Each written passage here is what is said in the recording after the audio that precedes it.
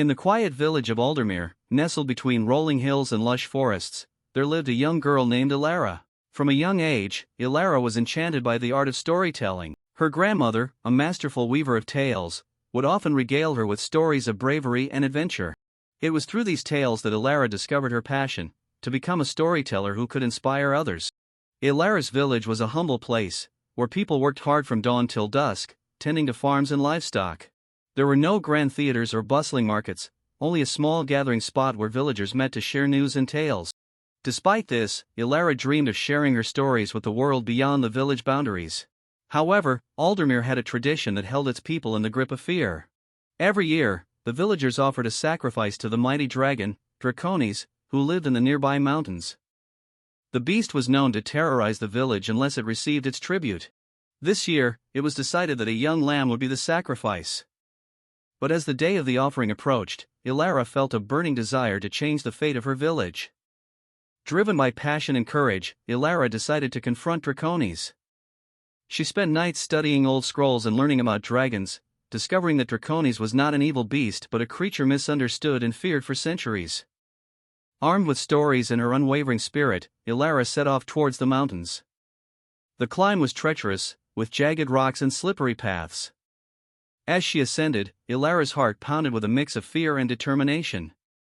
Her mind raced with stories of heroes who had faced insurmountable odds. Those tales fueled her resolve, reminding her that courage was not the absence of fear, but the triumph over it. Finally, she reached the dragon's lair, a cavern carved into the mountainside. The air was thick with smoke and the scent of sulfur. Elara hesitated at the entrance, but her passion for storytelling and her desire to save her village urged her forward. Inside, Drakonis lay curled upon a mound of treasures. His scales shimmered in the dim light, a blend of emerald and gold. Elara's voice trembled as she began to speak, weaving a tale of friendship and understanding between humans and dragons. She spoke of a world where fear was replaced by respect, where both dragons and humans could live in harmony. Drakonis listened intently, his eyes reflecting the flickering flames of his breath.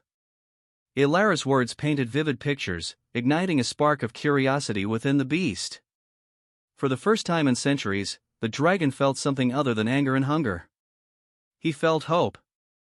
When Elara finished her story, the cavern was silent, save for the gentle rustle of the dragon's wings. Drakonis looked at Elara, his gaze softening. With a deep, resonant voice, he spoke, "Your courage and passion have touched my heart, young storyteller. Your village shall no longer live in fear." Elara returned to Aldermere a hero, her tale of courage and compassion spreading like wildfire. The village no longer feared Drakonis, and instead, they forged a bond of friendship with the dragon. Elara's passion for storytelling had not only saved her village but it also bridged the gap between two worlds. From that day on, Elara continued to tell stories, her voice echoing through the ages. She inspired others to find their own courage and passion, reminding them that the fire within could change the world. Her legacy lived on, a testament to the power of a single story to transform hearts and minds.